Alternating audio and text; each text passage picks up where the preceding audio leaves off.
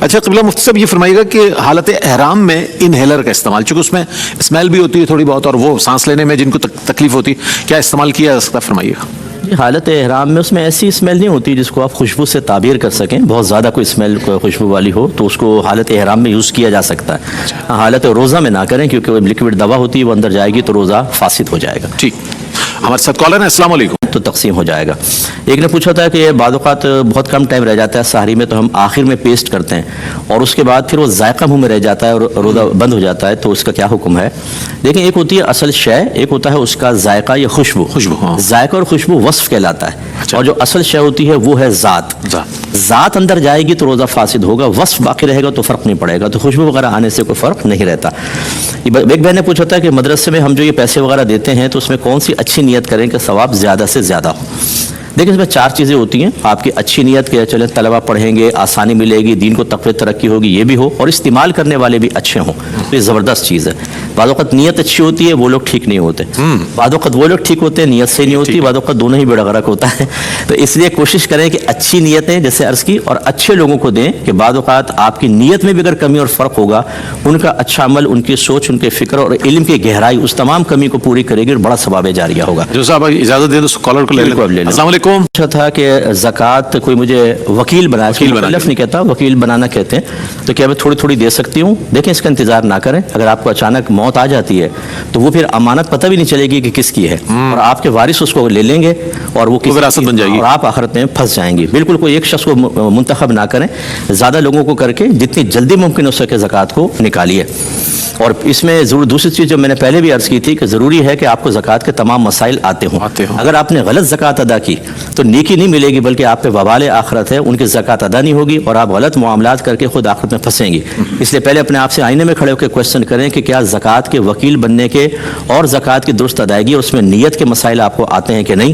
آئیں تو ذمہ داری لیں، ورنہ صاف منع کر دیں، کسی اور کے ذریعے کروائیں. اچھا، انہی کا سوال کا دوسرا حصہ یہ تھا کہ ان کے پاس 6 لاکھ روپے ہیں. جی لکھا ہوا ہے. انہوں نے پوچھا کہ 6 لاکھ کا کوئی ہے تو کیا اس پہ ہوگی؟ ابھی 6 لاکھ کا مال کون کون سا ہے ذرا اگر یہ بتاتے ہیں زیادہ بیسٹ تھا.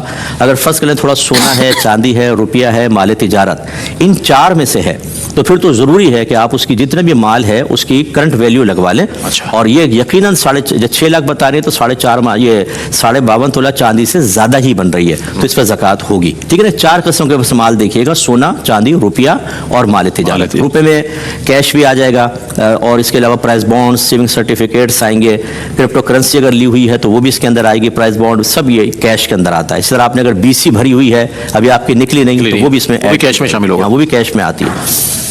اور یہ بچے نے پوچھا، بہن نے فرمایا کہ گردوں میں کمزوری، ان کا ڈائلسس وغیرہ چل رہا ہے، پوچھتی رہتی ہیں، ریگولر کالر ہیں. ان کو اگر ڈاکٹر منع کر رہے ہیں تو آپ روزہ نہ رکھیں. اللہ نہ کرے ایسا نہ ہو کہ بہت بڑا کوئی مسئلہ ہو جائے. اور یہ پوچھ رہی ہیں کہ کمزوری بہت ہے تو کیا میں صرف سورہ اخلاص صورتوں میں پڑھ سکتی ہوں رکعتوں کے اندر؟ بالکل آپ پڑھ سکتی ہیں سب میں. الحمد کے بعد سورہ اخلاص پڑھ لیں، کوئی مسئلہ نہیں ہے، لیکن روزے رکھنے میں ذرا احتیاط کر لیں. یہ بچے نے پوچھا ہے کہ عشاء پڑھ کر سو گئے، جب وطر تہجد میں اٹھیں گے یعنی سحری میں اٹھیں گے تو تہجد پہلے یا وطر؟ ترتیب کچھ بھی کر سکتے ہیں، آپ بدل سکتے ہیں. پہلے بہتر ہے کہ آپ تہجد پڑھ لیں، اس کے بعد وطر پڑھ لیں، یہ زیادہ بیسٹ ہے.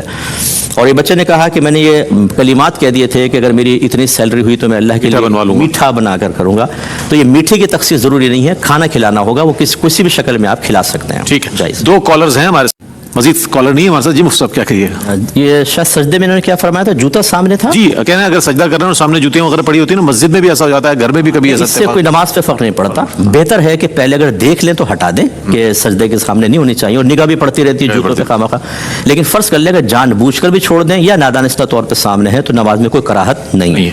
اور انہوں نے کہا کہ یہ 15,000 کا کام کوئی کروا رہا تھا، میں نے 10,000 میں کروا دیا تو کیا 5,000 رکھ سکتا ہوں کہ نہیں؟ یہ نہیں رکھ سکتے آپ، کیونکہ جب آپ کسی کا کام کرتے ہیں تو آپ ہیں وکیل یا آپ ہیں اجیر، یعنی اس کے نوکر ہیں آپ. فرض کر لیں وکیل تو بغیر اس کے کرتا ہے کام، اور اگر آپ اجیر ہیں کہ باقاعدہ آپ اس کے امپلائی بن کے کر رہے ہیں تو پھر آپ کو پہلے اجرت طے کرنی پڑے گی. اگر آپ طے نہیں کریں ویسے ہی رکھ لیں تو آپ نے اجرت ہی طے نہیں کی، اجارہ فاسد ہوگا.